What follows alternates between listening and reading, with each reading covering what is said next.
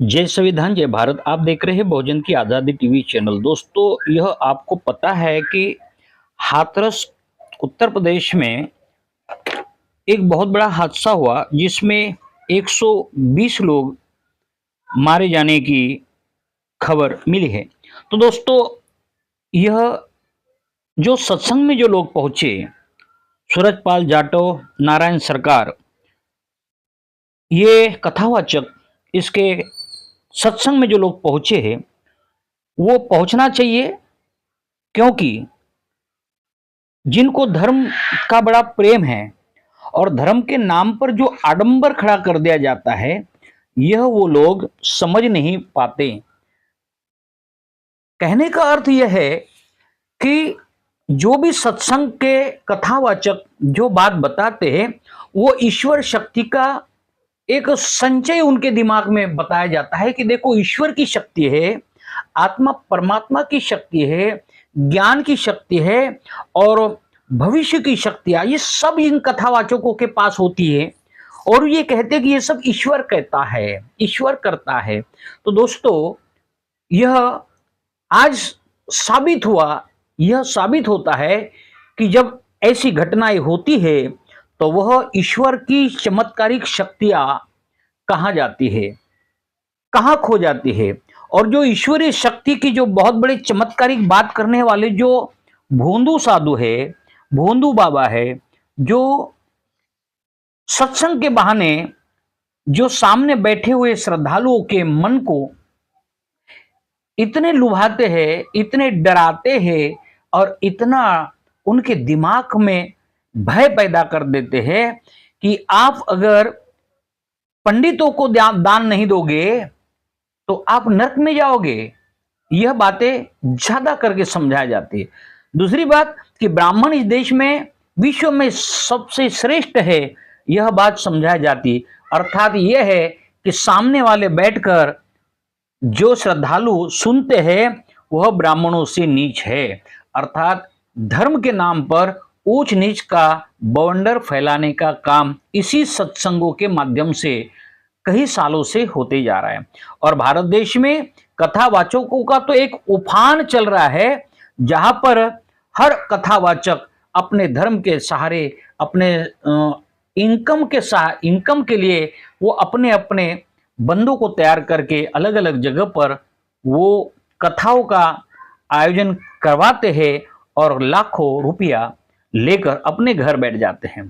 अगर हमारे कथावाचकों के कार्यक्रमों में बैठने वाले जो श्रद्धालु हैं, आप कभी अपने मन से, शुद्ध मन से, सही दिलो दिमाग से यह सोचने की बात तो करो कि आप तो कई साधु और संतों के, संत तो कभी भोंदू नहीं हो सकते, संत संत होते, उनका महात्म्य बहुत अलग होता है। पर जो साधुओं के आप सत्संग में जाते हो तो आप तो जो थे वही हो, जहां आप रहते हैं उसी स्तर पर रहते हो, आपका लेवल भी ऐसे रहते। मगर जो आपको सुनाता है वो फॉर्च्यूनर गाड़ियों में घूमता है, हेलीकॉप्टर की सवारी करता है और विमानों की सवारियां करता है, करोड़ों रुपए के बंगले बनाता है। जो आपको गुलाम बनाकर रखना चाहता है वो अबोजों और करोड़ों की मिलकत जमा लेता है और आप भगवान की भरोसे आस्था लगाकर बैठे कि कहीं महाराज हमारे ऊपर कृपा कर दे और हम करोड़ों अबोजों पति हो जाए। इस लोभ लालच में हमारा सादा सीधा भोला भाला हिंदू समाज ऐसे कथावाचकों के कथाओं में जाकर अपने जिंदगी के कीमती समय को बर्बाद कर देता है। यह बात स्पष्ट है। अगर ऐसी कोई जादुई चमत्कारी बात होती तो इतना बड़ा हादसा हुआ। हमारे देश में भविष्य करने वाले लोग ज्यादा है, जो भविष्यवाणी करते हैं, बड़ी बड़ी भविष्यकार है और वो कहते हैं कि हम जो कहते हैं वही होता है। तो इस देश के भविष्यकार को क्यों पता नहीं चला? क्या वो भी प्रोपगेंडा है, वो भी झूठा भविष्यवाणी करते हैं? दूसरी बात कि एक एक बालाजी सरकार है, वो लोगों के पर्चे निकालता है बिना उसे परिचय किए, सामने बिठाता और कहता है कि सामने बैठो, माइक ले लो, और फिर वो पर्चा निकालता है। तो वो इतना बड़ा पर्चे वाला जो साधु है जो कथावाचक है शास्त्री, वो क्यों नहीं पर्चा निकाल सका इस कार्यक्रम का? क्या उसके उस समय में उसको ये ध्यान नहीं रहा कि ये सूरजपाल नाम का नारायण सरकार का जो सत्संग चल रहा है वहां पर बहुत बड़ी भागदौड़ मच सकती है, तो ये पर्चा अगर सूरजपाल के कार्यक्रम तक पहुंच जाता तो हम ऐसा मानते हैं कि इतना बड़ा हादसा नहीं होता है। तो दोस्तों, धर्म के नाम पर कई बाउंडर बनाया जा रहा है। इस देश के एससी और ओबीसी समाज को हिंदुत्व के और धर्म के जाल में बिछाकर और लपेट कर रखने के लिए यह जवाबदारियां और धार्मिक व्यवस्था को बनाए रखने के लिए इस देश के ओबीसी और दलित समुदाय को धर्म के नशा में चूर करके रखा जाता है। और इसीलिए बड़े बड़े करोड़ों रुपए, अबुझ रुपए के पंडाल लगाकर ये अलग अलग जो कथावाचक है अपनी झोलियां भरकर अपने घर जाते हैं और उनके बच्चे आराम की जिंदगियां जीते हैं, और सुनने वाले के बच्चे वही भगवान के भरोसे रहते हैं, मगर उनका भरोसा कभी सफल नहीं होता है और उनकी आस्था और उनकी इच्छाएं, मनोकामनाएं कभी पूरी नहीं होती है। अगर एक दो जगह पर कोई व्यक्ति जाता भी है और उसके खुद के स्वयं अपने कार्य और इच्छा शक्ति से अगर वो कहीं सफल हो जाता है, तो फिर कहता है मैं कि फलाने फला सत्संग में गया था तो मेरा बहुत विकास हुआ, मेरा उद्धार हुआ, मैं बड़ा धन कमाया। तो दोस्तों, यह बात बिल्कुल नकारात्मक हो सकती है। तो इसलिए ऐसे कथावाचकों से दूर रहना ही इस देश के हिंदू समुदाय की बात होगी। तभी हिंदू समुदाय खुश रह सकता है, विकसित हो सकता है, क्योंकि यह जो एक उफान चल रहा है कथावाचकों का, यह पैसे कमाने का धंधा है। आपके श्रद्धालुओं को मानसिक और धार्मिक गुलाने का अभियान है। यह एक राजनीतिक संगठनों और ब्राह्मणवादी संगठनों के साजिश के तहत इस देश के लोगों को डर बताया जाता है कि आप ब्राह्मण के कथाओं को नहीं सुनोगे तो आप नरक में जाओगे, इसलिए ब्राह्मणों ने बताई हुई, कथावाचकों ने बताई हुई कथा सुन लेनी चाहिए और तभी आप स्वर्ग में जाओगे। तो दोस्तों, क्या ये मान लेना चाहिए कि ऐसे जो हादसे होते हैं वह स्वर्ग में जाने के लिए होते हैं? एक हादसा 16 फरवरी 2024 को सहारनपुर में हुआ, जो ट्रैक्टर ट्राली पर बैठकर कम से कम 50 लोग बैठकर जा रहे थे और वह सत्संग सुनने ही जा रहे थे।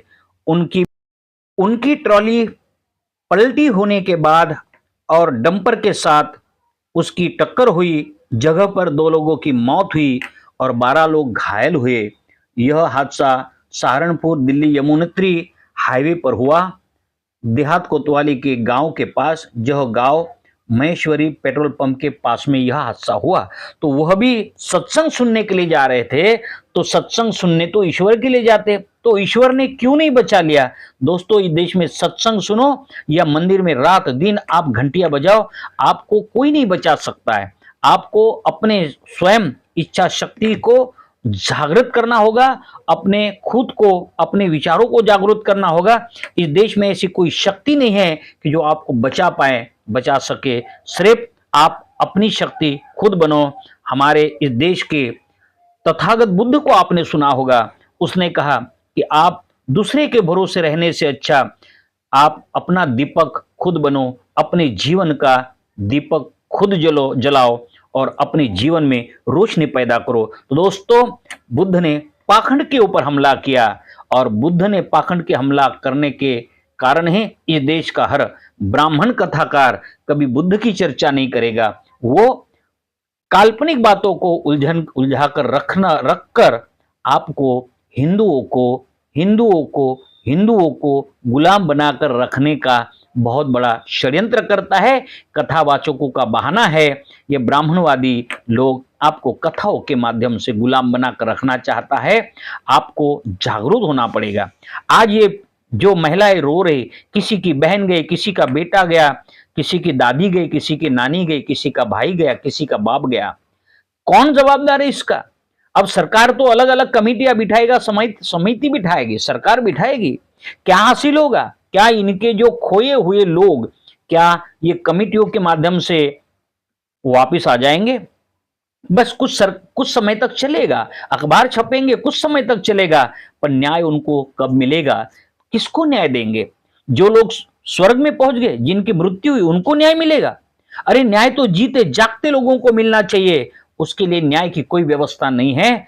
मगर अब कमेटियां बैठेगी, समितियां बैठेगी, रिटायर जज की कमेटियां बैठेगी, पुलिस की कमेटियां बैठेगी, और वो चलता रहेगा, क्योंकि सरकार इसी व्यवस्था को हमेशा सपोर्टेड रहती है, जो कि कथावाचक के नाम से, देश में धर्म के नाम से जिन लोगों को प्रेरित किया जाता है, और ऐसे ही लोग कथावाचक बनते हैं, और कथावाचकों के कार्यक्रमों में हमारे देश के राजनेता भी सरेंडर हो जाते हैं, नतमस्तक होते हैं। हकीकत में उसमें कोई सच्चाई नहीं होती है, फिर भी उनके बातों को सुनकर तालियां बजाते, कभी हरे हरे, कभी राधे राधे, कभी हरे हरे, कभी राधे राधे, तालियां बजाते। कुछ औरतें नाचती है, कुछ महिलाएं नाचती है, म्यूजिक पर नाचती है, संगीत ऐसा बजा देते, लोग नाचते पागल हो जाते। पर उनको ये पता नहीं कि हमारा पागलपन हम किसी के गुलामी को समर्पित कर रहे हैं।